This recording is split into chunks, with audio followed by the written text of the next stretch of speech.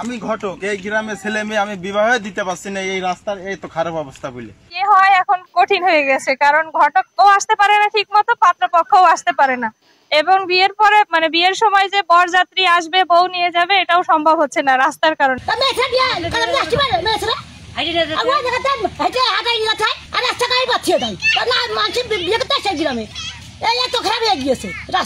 এই শুধুমাত্র কাদার কারণে আমি আমার শ্বশুর বাড়ি আসি না 3 মাস। তো এর আগের দিনকে এসে আমি কাদার ভিতরে পড়ে গিয়েছি, এখন নতুন জামাই আমি।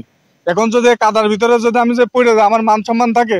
আমার বাবুটা নিয়েও যাওয়া অসুবিধা, দেখা যাচ্ছে অনেক বৃষ্টি হলে পরে আমরা যেতে পারি না, বর্ণ আমার বাবুর নিয়ে দেখা যাচ্ছে স্কুলে নিয়ে যাওয়া খুব অসুবিধা। বিয়ের সাথে হবে কি করে, এত সুন্দর রাস্তা, তাহলে আর বিয়ের সাথে তো হচ্ছে না, সমস্যা হচ্ছে, সবকিছুরই অসুবিধা হচ্ছে।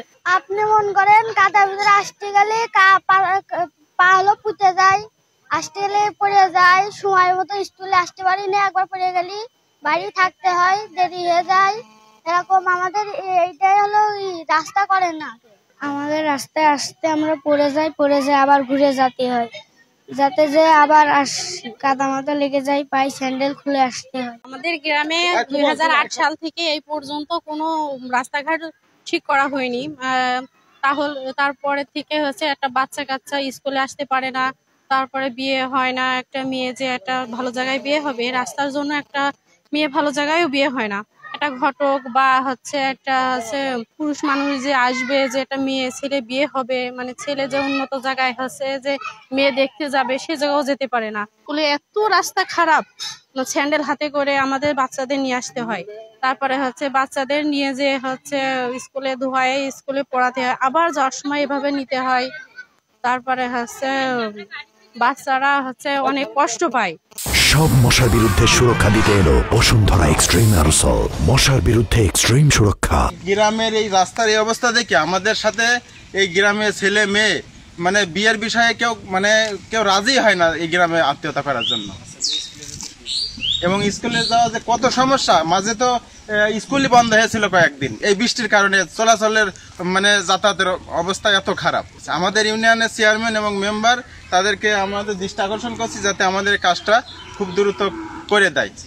আমাদের সরকারের কাছে আবেদন যে আমাদের এই রাস্তাটা তাড়াতাড়ি করে দিতে, যেভাবে হোক, আমাদের অনেক কষ্ট হয়, বিয়ের কাজ আসেই না এই রাস্তার কথা বললে।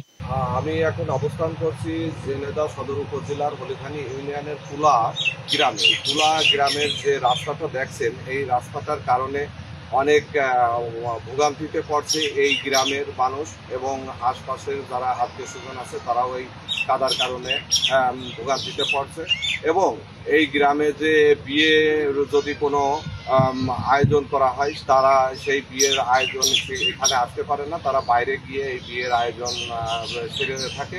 এবং এই গ্রামের এই রাস্তার কারণে অনেক যুবক যুবতী তাদের বিয়ে হচ্ছে না, তারা এই রাস্তার কারণেই তারা খুব কষ্টে আছে, এবং তারা সরকারের কাছে আবেদন জানিয়েছে যে এই রাস্তাটা যেন দ্রুত সময়ে করে দেওয়া হয়।